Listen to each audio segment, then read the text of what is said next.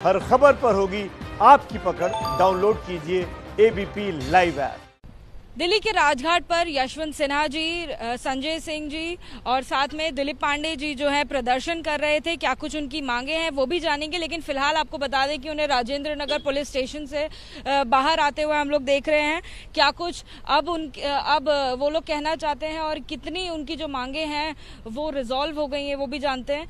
Sir, आपने tweet किया था सुबह को जानकारी देते हुए कि आप राजपथ पर बैठेंगे, आपकी जो कई सारी मांगे हैं वो हम सभी के राजघाट पर बैठेंगे। सर, क्या क्या मांगे थी और फिर कोई एक ही मांग थी हम लोगों की, वो ये थी कि जितने मजदूर सड़क पर चलने को मजबूर हैं उन सबको जल्दी से जल्दी इंतजाम करके घर भेजा जाए।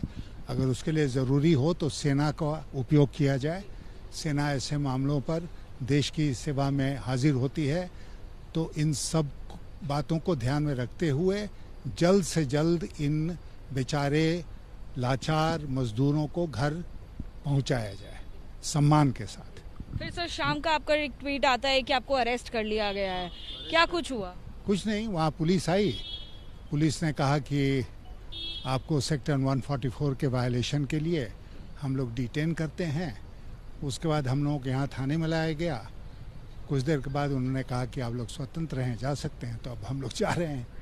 हाँ। सर, जो आपने मांग करी थी कि आर्म्ड फोर्सेस का इस्तेमाल किया जाए मजदूरों को घर भेजने के लिए, वो कहाँ तक रिजॉल्व हो पाई है? नहीं, वो रिजॉल्व नहीं, हम नहीं जानते, सोचते थे कि ये जो संवेदनशील सरकार आज केंद्र में बैठी है उसके ऊपर हम जैसे लोगों के इस धरने का इतना प्रभाव पड़ जाएगा कि वो तत्काल सेना को डिप्लॉय कर देंगे। ऐसी सरकार होती तो ये नौबत ही नहीं आती।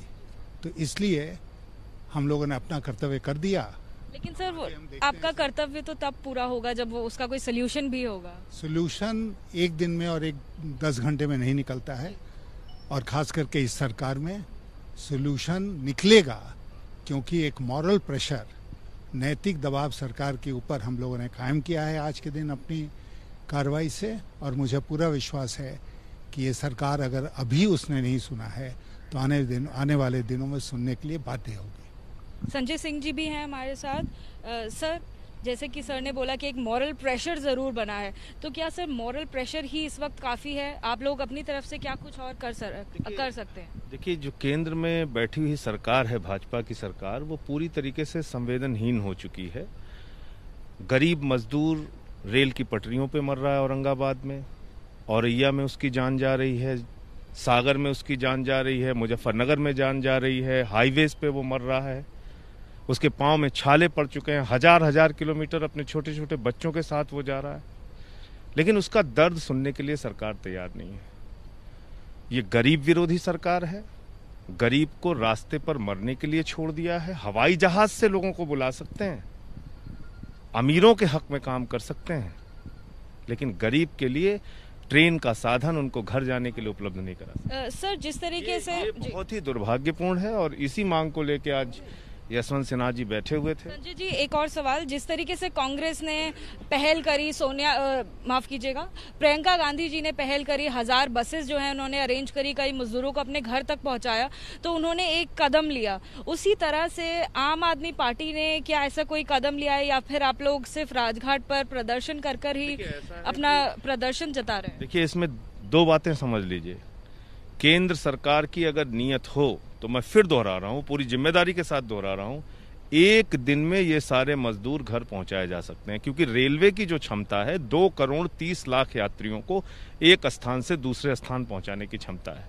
लेकिन सरकार की सोच गरीब विरोधी है, वो इन मजदूरों के लिए काम नहीं करना चाहती। वरना तो एक दिन में इन मजदूरों को इनके घर पहुंचाया जा सकता है, लेकिन सरकार क्या करती है, कभी 100 ट्रेन चलाने की नौटंकी, कभी 15 ट्रेन चलाने की नौटंकी। आप इनको मरने के लिए क्यों छोड़ रहे हो?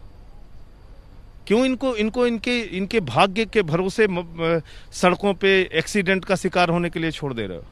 सबसे बड़ा सवाल ये है। सर, आपकी एक वीडियो देखी थी, आप भी थे, दिलीप पांडे सर भी थे, कुछ मजदूरों को वो लोग चप्पल आप लोग बांट रहे थे, उनकी मदद करने की कोशिश कर रहे थे, लेकिन क्या सर आपने इसके आगे भी मदद करने की अपनी तरफ से कुछ कोशिश की है? क्या कुछ मजदूरों को घर पहुंचाने की कोशिश की है अब तक? दिलीप पांडे जी, देखिए, हमारी कोशिशें चल रही हैं पर वो नाकाफी है, इस बात को समझना पड़ेगा। सरकार का आकलन उसके कर्मों से करिए।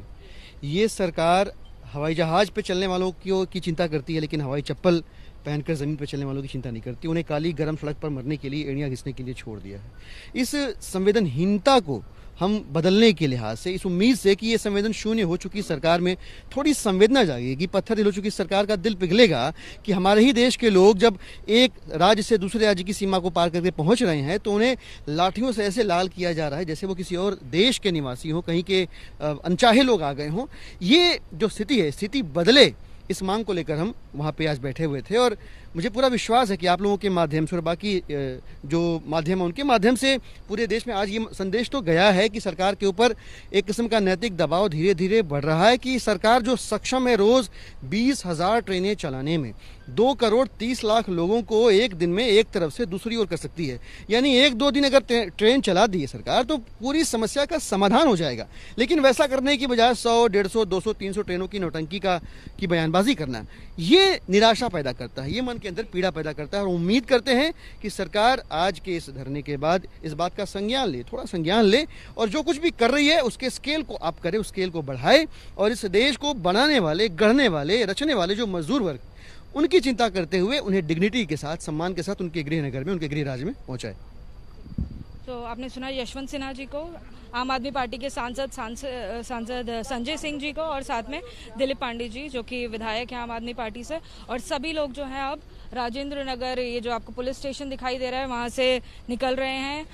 राजघाट पर लंबे वक्त से प्रदर्शन कर रहे थे और उनकी लगातार ये मांग रही है कि आर्म्ड फोर्सेस का इस्तेमाल करके जो मजदूर हैं, जो प्रवासी मजदूर बेहद परेशान करीबन 2 महीने से चल रहे हैं, उनको जल्द से जल्द उनके घर पहुंचाया जाए। कैमरा पर्सन भूपेंद्र रावत के साथ Ajatika Singh, ABP news, Delhi. ABP news आपको रखे आगे।